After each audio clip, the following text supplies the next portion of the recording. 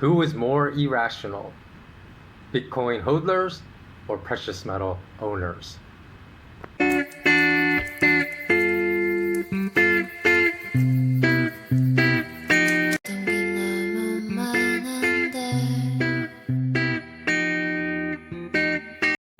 Welcome to another SK Wealth Academy podcast. And this podcast is actually going to be a prelude to a more important discussion of critical Bitcoin truths ignored by most Bitcoin optimists.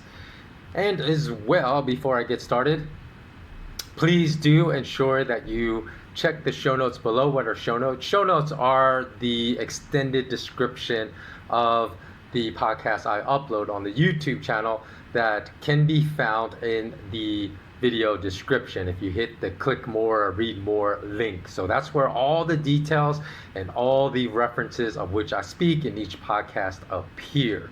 Now, please do go to that area, the podcast show notes, and make sure that you click on the link and subscribe to my free newsletter, because before I get started with this podcast, I want to quickly let you know that the Bitcoin pieces may be the very last pieces I post on a regular basis to my YouTube channel. And after that, the frequency of uploads I haven't quite decided yet, but may fall off drastically. Why is that? For the answer to that, you can just view the video I upload to my YouTube channel that will be titled Death by 1,000 Cuts, which I will post on my channel within the next few days. So that will be a short video, probably like 5 or 6 minutes. I can't imagine it being more than 7 or 8 minutes. And if you watch that, that will explain all my reasons for not posting regularly on this YouTube channel moving forward after I finish with the upload of my Bitcoin analysis and discussion. But back to the topic at hand. The reason you should subscribe to my free newsletter is because that is how you will always be able to keep up to date about the coming launch of my SK Wealth Academy, about all the free content that I will upload, because as I said, it's going to drop off on the YouTube platform. So I've been posting this content for 16 years, including thousands of articles, thousands of podcast videos for over the course of 16 years, and you'll be able to always find out where you can find them if you sign up to my free newsletter. And the reason I've been posting a few videos about Bitcoin lately to my channel, even though I'm not a Bitcoin owner, is not to convince Bitcoin holders that have made a killing on Bitcoin just within the past 4 months. Well, that's still paper profits until it's converted into fiat currency or hard assets of another kind. It's not to convince Bitcoin holders to take their profits and buy some physical gold with it, because I know that on the flip side, many Bitcoin whales are always trying to convince any gold and physical silver stackers that that's a useless asset to sell everything off and to buy Bitcoin. I'm not on the flip side of that equation and going to do the same as these Bitcoin whales. But I know, and also I know from my experiences and speaking with Bitcoin hodlers, I don't really know any whales, but that the chance of me convincing Bitcoin hodlers to take profits and convert some of that into physical gold and silver is close to none. So why even make the argument? Now, the point of making these topical videos is merely to provide a factual refutation of some of the biggest misinformation and myths being promoted by some of the biggest Bitcoin whales at the current time in their efforts to sell their book and to keep driving prices higher for Machiavellian reasons. And of course, this happens in all asset classes. This happens in precious metals with, physical gold and physical silver dealers. So consider, however, these Bitcoin uploads to be merely an education that I'm providing to Bitcoin hodlers in the hopes that they gain. This is my only motivation for doing this, is to provide a much better understanding of the asset they currently hold, because they're being misled by a lot of these Bitcoin whales out there. So for example, Bitcoin whales, and not even whales, because whales meaning maybe you're the top 1,000 Bitcoin holders that control, probably by now, it used to be like 40%, own 40% of all the market in Bitcoin, but probably by now it's a majority. It's probably, I would imagine, slightly north of 50% at this time. So you don't even have to be one of those whales or even the top 10 whales. But just Bitcoin holders in general, when they speak about performance, asset performance, they always cherry pick like the lowest Bitcoin prices to the highest Bitcoin prices and say, look at this performance, why would you ever buy or purchase another asset? And then they'll give the asset performance of the other asset they're criticizing, in which that asset has either performed horribly or, given the rapid parabolic rise in Bitcoin prices, even if there are very strong profits in other assets, they seem quite conservative when in comparison to Ethereum, Bitcoin, Dogecoin, or anything else, any other cryptocurrency holdings that have performed quite spectacularly. So, and this is even the case when they're comparing apples to apples, like for example, using the same time frame, saying these are the price performances during the same time frame. Why would you ever buy any other asset but Bitcoin? Because Bitcoin is just smashing all other asset performance. But even when they are somewhat honest in using the same time frame, they still will almost always ignore periods in which these other assets produced spectacular gains if they have. They'll just harp on the periods in which those assets either perform conservatively or not at all, have a losing track record. So it's really difficult for me to believe that every Bitcoin holder that brags about their spectacular gains purchased at the exact lows of every massive dip in price that's happened over the years in Bitcoin, and then have held on to the exact highs of the enormous price volatility that cryptos like Bitcoin exhibit. But that seems to be the claim of almost every Bitcoin holder out there. I bought the exact low, I held to the exact high, I sold, and I bought the dip again at the exact low. That everyone that wasn't born yesterday knows that's a crux of doo-doo, because nobody can do that time and time and time again. You might get lucky you do it once or twice, perhaps twice if you're really lucky, but you're not going to be doing this over and over and over again. If you're making that claim, you're just flat out lying. And in fact, I know people that did quite the opposite. I personally know someone that bought at the near heights of Bitcoin price at the end of 2017, on the hype being promoted by these Bitcoin whales again, the price was going to double or triple by the end of 2018, only to observe, of course, Bitcoin prices get crushed by more than 75% over the next year.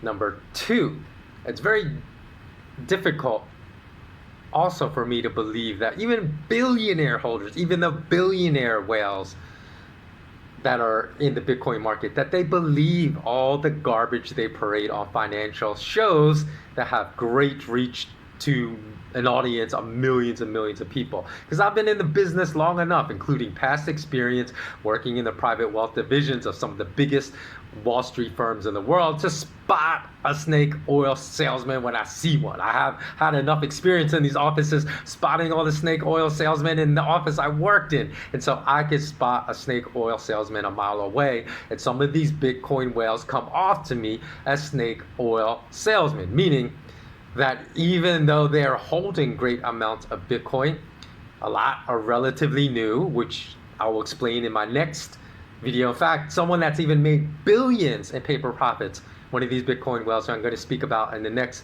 video. Had I entered Bitcoin, I would have performed better than him.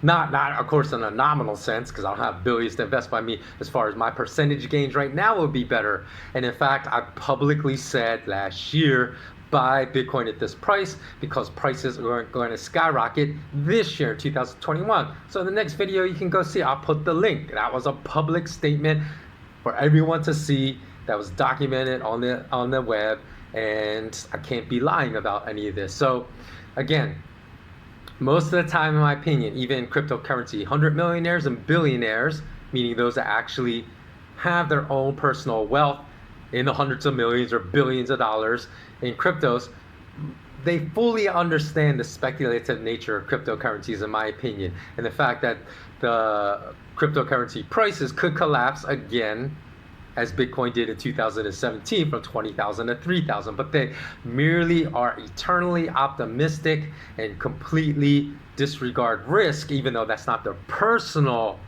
way they're managing their own cryptocurrency assets. That's what they're telling other people to do, simply because they are being very duplicitous and trying to drive prices higher so their personal holdings can benefit, and then they'll quietly dump them and not inform anyone they're out of the market and get out before massive downside volatility can happen. So there's never been a financial asset immune to this type of duplicitous behavior that people go on these financial shows and parade as this honorable behavior to the masses. So again, in the show notes, you know what? I will put some of these articles because people say, oh, you're just hating on Bitcoin. No, I've expressed disdain all across the board, even for gold owners or gold dealers in the past that always promoted these narratives of gold to $20,000 this year, gold to $10,000 this year after year after year, and gold never reached those heights simply because these dealers wanted to sell their book and drive prices higher, very comparable to what the Bitcoin whales and Bitcoin hodlers are doing today. So in addition, for years, I've levied the exact same criticisms against the people mass media promote as gold and silver experts for having in reality almost zero understanding of the primary factors that underpin large movements in gold and silver price, whether up or down. Just as these are the same criticisms I have against people mass media promotes as Bitcoin experts that are constantly eternally optimistic and never speak about downside risk, even after sometimes Bitcoin prices have spectacularly fallen over a 2 or 3 day period. All they will ever say is that, oh, this is just a dip to buy more. So they never speak about risk in a realistic manner. And yet, here's an interesting thing though. I've never had any gold and silver owners criticize me for being anti-gold and anti-silver whenever I express disdain for the same tactics that are deployed in the precious metals industry. But this has been the claim of many Bitcoin owners, that I'm anti-Bitcoin, which exposes, I believe, that what this really delineates is the higher emotional cult-like attachment of Bitcoin owners. It's almost like a religious cult to Bitcoin, and it's at an elevated level. This kind of gets a little cult-like in the gold arena as well, but definitely Bitcoin owners are much more, they would be like the head of Scientology versus just a Scientology member, and which I would consider some members of the gold asset class to be. They would be the members, and then most of the Bitcoin owners are like the head, whatever that guy's name is, of the Scientology cult. And here you can, and also I'll post the link in the show notes below. And I wrote an article in which I said, here are 4 reasons why you should not follow gold mining company executives' advice regarding gold price behavior. And I exposed why many times gold mining company executives are a poor and unreliable source. Why, how could they ever be? They're involved in the industry. They're digging this stuff out of the ground. How can they be a poor and unreliable source? And sometimes I spotted just things they were saying that were flat out wrong to pump up their share price, and I've called them out in the past as well. So I don't have any particular bias against any asset class, although people that can't think rationally will only interpret what I say through a very narrow lens or through rose-colored lenses, and they will not take the bigger picture of my entire body of work to understand I'm really just trying to educate people. And so again, for cryptocurrency hodlers that claim the facts I state about unrealistic assertions made about Bitcoin, that I'm just hating on it. They have no understanding of my character. They don't live it. Sometimes it's just like the first article they ever read or the first podcast they ever listened to, in which I'm speaking about this. So they have no context from which to interpret. But of course, their confirmation bias will always lead many of them to interpret it in a singular and very mistake-filled manner. So they have no idea, for example, for decades, if like I already said, if I spotted deceptive shenanigans in any financial asset class, whether that had to do even with money market funds, like I called the breaking, I said the dollar will break in money market funds back during the 2008 financial crisis before it happened. So if I spot it in any asset class, I will let people know. And even when I spotted an asset class a whole, like physical gold, I publicly called out duplicitous behavior in a very public manner to educate current asset owners and to help perhaps potential future asset owners that are considering purchase of that asset, to help them understand the true risk-reward profile of the asset in a much better capacity. So if I spotted a common methodology of holding a certain asset that I felt was fraught with risk, but whose risk level was highly misunderstood by the public, I would write about it or I would speak about it. And it has nothing to do with I hate this asset or I love this asset or ambivalent to, well, I try to be, as far as emotionally, ambivalent to all assets, whether I own it or I don't own it, because that is the only way you can get to the truth, is not to have any kind of cult-like emotional attachment, which we all know, if we're being honest with ourselves, runs through the investment world. There is like a cult-like emotional attachment to certain assets where people will refuse to listen to any reality spoken about that asset. So in September 2020, I'll put the link to the article below. I published an article saying why holding warrants on COMEX gold is foolish. So again, you know, it's just not because I hate gold, it's just a bad way of holding gold, which a lot of people don't understand. So I would say it doesn't mean I'm hating on the asset. And thirdly, I suggested a physical gold asset when I was running a precious metals consulting company that's now risen by a multiple of 5.5 times. Granted, over a 12-year time frame, so it's not as good as a 3 times multiple in 4 months like Bitcoin. So these types of return, however, they might not appeal to a speculator that wants a 5.5 multiple over 2 years and doesn't want to wait 12 years to receive that. But for Bitcoin holders to say there's zero reason to own gold over Bitcoin is simply incorrect. It's a false statement, because for someone that wants an extremely profitable return over a long time frame but is willing to suffer an 80% loss, as happened when Bitcoin crashed from 20,000 to 3,000 in 2018, fine. But it's a speculation. So if you don't want to, for someone that has a much lower risk tolerance, as in myself, and that does not want a greater speculative risk of holding cryptocurrencies, then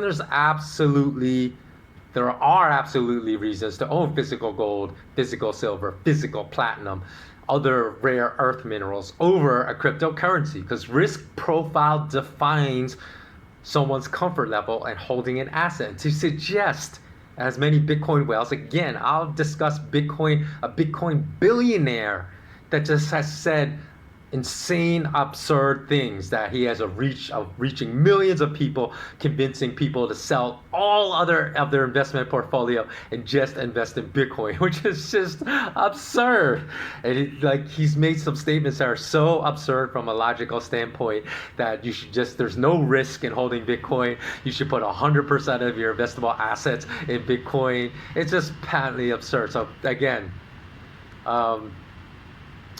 people that say, oh, you're just hating on this asset, when I'm really just trying to educate, they don't know anything about my communications with U.S. financial regulatory agencies way back in 2008 about gold price manipulation happening in the New York futures markets, including I had direct communication with commissioners at the U.S. Commodities Futures Trading Commission, which I discussed my knowledge of gold price manipulation mechanisms that were being deployed by bullion bankers in the futures market. And later, when I made these private communications public, because you got to remember, everyone knows, right, gold prices are manipulated. Even the Bitcoin whales speak about, oh, you shouldn't buy gold because the price is suppressed and manipulated downward. Everyone knows that. Why would you ever buy gold if the price can be manipulated downward? And they'll say, that's why you should buy Bitcoin. And I'm not going to discuss the problem with that statement until I reserve my discussion of that problem with that statement in the next video. It might not just be consecutively in order. There might be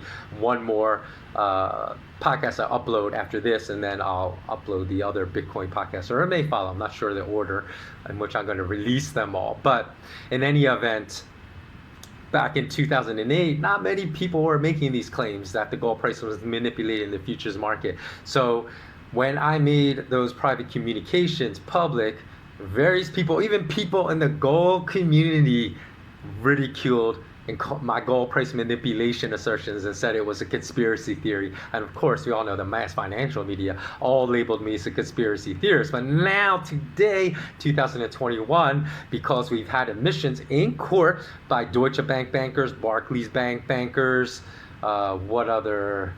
I know there's been more involved. There's been, I think, Citigroup bankers implicated in the emails from Deutsche Bank bankers and Barclays Bank bankers that have suppressed gold prices in the futures markets. Other bankers employed by the global banking titans that has all come out in court. So now it's widely accepted. What I said all the way back in 2008 is truth. So haters also know nothing of the fact of that my efforts to clean up the deceptive behavior in the financial industry directly led to the demise of my first entrepreneurial venture. An event, for me personally, it was supremely difficult to accept because I had spent so many tireless years, 18-hour days to ensure the success of my gold and silver and platinum consulting and research firm. And I witnessed my efforts to educate others about the duplicity of these financial titans instantaneously wipe away numerous years of and thousands of days of 12, 14, 16-hour days of blood and sweat equity that I invested in my firm was wiped out instantaneously. So people that want to judge me without knowing my body of work, it's absurd. Don't throw rocks if you live in a glass house. So the rose that grew from concrete, however, because out of darkness, light always springs forth, was the birth of my newest venture, SK Wealth Academy, though the oligarchs that run this world squashed my launch last year in March 2020 because I was returning home to launch my company, and I've been stuck in travel lockdown for over a year, unable to launch my new venture as of yet. So once I'm finally able to gain my freedom from lockdowns and return home, I will launch my new venture. So if you want to learn more about it, there's a very detailed fact sheet about what type of coursework I offer, even the very reasons, the origins of this new venture, why I decided to devote 10 years of my life developing all the materials for this venture. Just go to the show notes below. You can find the fact sheet and read it if you're interested. So stay tuned again, because my upcoming podcast is going to be sure to evoke a lot of hate again from the haters in the Bitcoin community. But I also know, because I've spoken to some very, very intelligent holders of Bitcoin and other cryptocurrencies.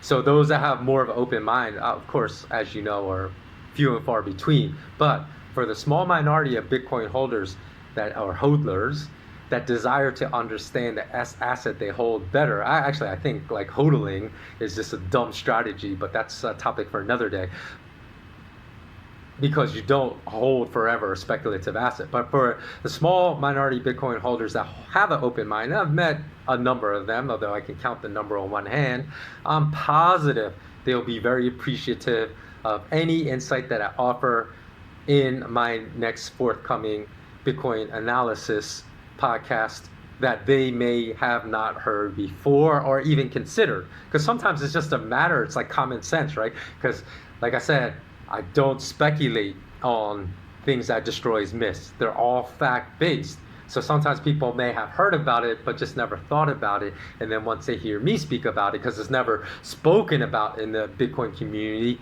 then they'll say, oh, I did know that. But it's still important to be reminded of that. And To my patrons, if you do not yet hold any Bitcoin but have been considering buying, please ensure you listen to the Bitcoin podcast I released on April 22nd of this year, titled The Most Important Bitcoin Podcast Ever. And then you also go back 2 years ago and look at the Patreon-only archives of articles I wrote. And this one that I released on September 27th of 2019, titled The Greatest Undisclosed Bitcoin Security Flaw. Because you should be aware of the information in those 2 posts, the 1 hour long podcast and the like 8 or 9 page article that I wrote before purchasing Bitcoin. Or if you currently hold Bitcoin and you're a patron of mine and you haven't gone through that archive of information, you definitely should do so you can understand risk properly moving forward. Okay, so that about wraps it up. Thanks so much for watching. Always remain intensely curious. Don't forget, please check the show notes below to find out ways you can ensure right now, that you stay in touch with all the free content I continually upload, as well as all my efforts to eventually launch SK Wealth Academy. Okay, bless up everyone. Have a beautiful day.